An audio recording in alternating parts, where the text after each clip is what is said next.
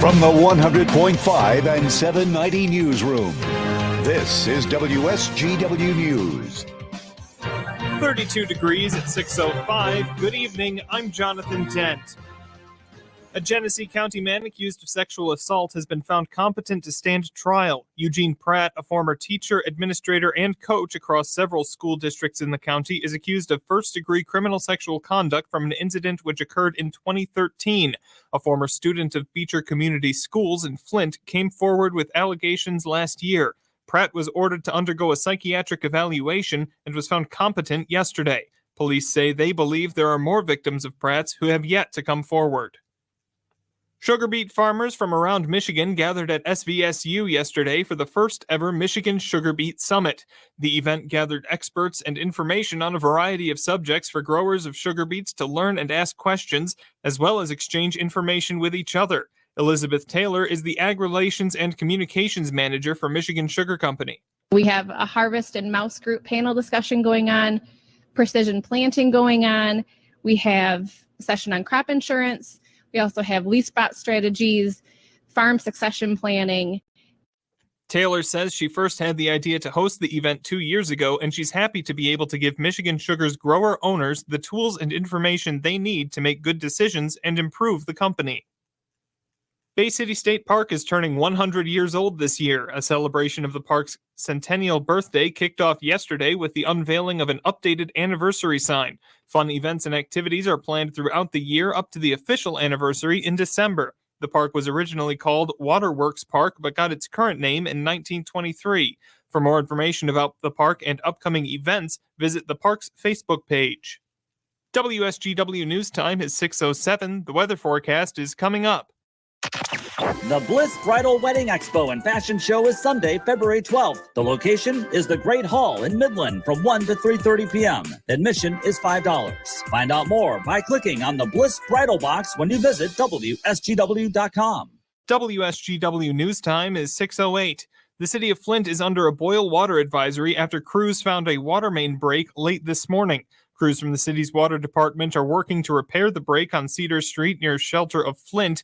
Until the issue is resolved, residents are being told to boil water for at least 60 seconds before using it to drink, cook, make ice, and more. The break only affects Flint's municipal water system, since all other Genesee County systems get their water from other sources. 2 Michigan congressmen have been appointed to the U.S. House of Representatives Budget Committee. Congressman Dan Kildee from Michigan's 8th District and Jack Bergman from the 1st District will both rejoin the committee for the 118th Congress. Kildee, a Democrat, says he's looking forward to working with both parties to construct a budget that prioritizes working families. Bergman, a Republican, says he hopes to help craft a budget that reins in out-of-control spending as he returns after 4 years away from the committee. Both congressmen first joined the Budget Committee in 2017. Not everyone is on board with a plan to expand Michigan's Camp Grayling. Republican State Representative Ken Borton of Gaylord is joining with a number of other northern Michigan lawmakers in opposition to the plan, which would nearly double the size of the military training facility. Borton says the proposed expansion would threaten the air, water, wildlife, and other natural resources of the state. Governor Gretchen Whitmer's plan would allow the Michigan National Guard to use 250 square miles of state-owned land for the expansion. The DNR has been holding hearings over the past year to gather public input on the plan. That public comment period officially wrapped up Wednesday night. The Michigan State University Board of Trustees has authorized the university to proceed with construction of a $38 million multicultural center. Venny Gore is the university's senior vice president for student life and engagement. This project is a culmination of our community coming together, led by 2 students, Sharon Reed Davis in Miracle, and they were the ones who really pushed this. The board also approved a new Detroit research facility in partnership with Henry Ford Health in Detroit, part of a $2.5 billion campus redesign. WSGW News Time is 6:10. Stay tuned. We've got much more coming up on the Evening Roundup. Once again, I'm Jonathan Dent. Have a great weekend. On Saturday, February 11th, the Disability Network of Mid-Michigan presents Feathers and Fedoras. It's a Roaring 20s gala to benefit independent living programs for people with disabilities. Grab your silk top hat, your best flapper dress, and prepare to foxtrot the night away with dance music by Stone Street Revival. Find Lady Luck at the casino. Hit the speakeasy for Giggle Waters. Feathers and Fedoras, Saturday, February 11th at the Doubletree in Bay City. For information and tickets, click on the Feathers and Fedoras box you'll find online at WSGW.com. It's safe to say the markets weren't feeling any love heading into Valentine's Day, as each major index ended the week with losses. In New York, the Dow Jones Industrial Average and the S&P 500 finished higher, while the Nasdaq finished lower. Locally, stocks were also mixed. AT&T up a dime at $19.07. CMS Energy up $1.41 at $61.42. Dow up 74 cents at $59.82. DuPont up 3 pennies at $75.79. Corteva up 186 at 64.46. HP up 30 cents at 29.96. Huntington Bank down 3 pennies at 15.23.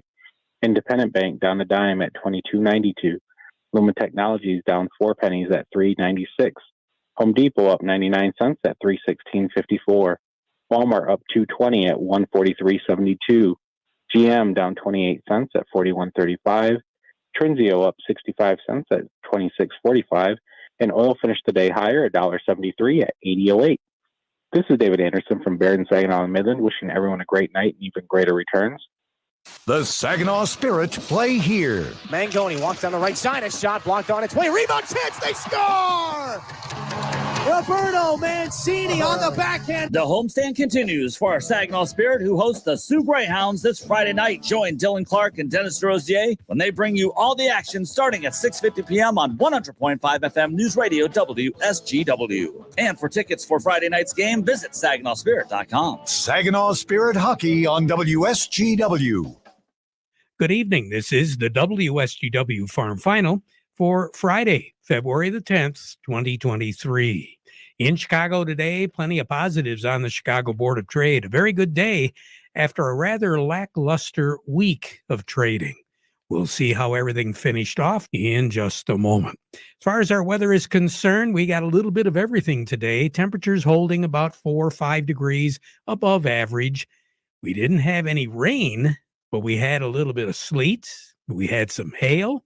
And we had some snow showers and snow flurries, and we had sun.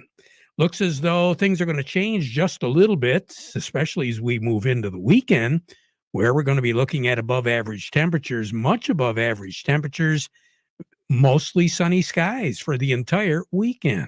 We'll get into that forecast for you in a moment, but back to those closing prices. Wheat finishing up 29 at Star of the West this afternoon. Frankenmuth as well as Cass City Rapson looking at the white wheat at 746, the red wheat at 696, new crop up 26, the white wheat at 774, the red wheat at 724. Corn in Cass City as well as Frankenmuth up a dime at 626, new crop up 6 at 536, and soybeans up 24 in Frankenmuth at 1468, the new crop up 14 at 1314. Over in the Thumb area, 1463 on the nearby beans with the new crop at 1309. Looking for low tonight with partly cloudy skies, 22. Sunset this evening at 6 o'clock. Will rise tomorrow morning at 7:41. Sunshine tomorrow, sunshine on Sunday. Tomorrow's high 40, dropping down to about 28 overnight. And then on Sunday, 45 for a high, 29 for a low. Moving into the work week next week, we're going to be looking at some partly cloudy skies during the day on Monday. Few more clouds around. 45, 46 degrees for a high on Monday. Clear skies Monday night, upper 20s. And then on Tuesday, Wednesday, and Thursday, we'll be in the 50s. The likelihood of seeing some record-breaking high temperatures is quite high for at least one day, and very possibly as many as 3 days as we go through the work week next week. We are going to be looking at a chance of rain moving in late on Tuesday night, on Wednesday, and early on Thursday. Above average temperatures through the 23rd, above average on the moisture. That's it for our closing prices this evening. Join us on Monday for the early morning edition at 5:30, and your first look at the markets at 11:40 on WSGW. WSGW. Your source for local news and information in the Great Lakes Bay region. 100.5 and 790 News Radio WSGW.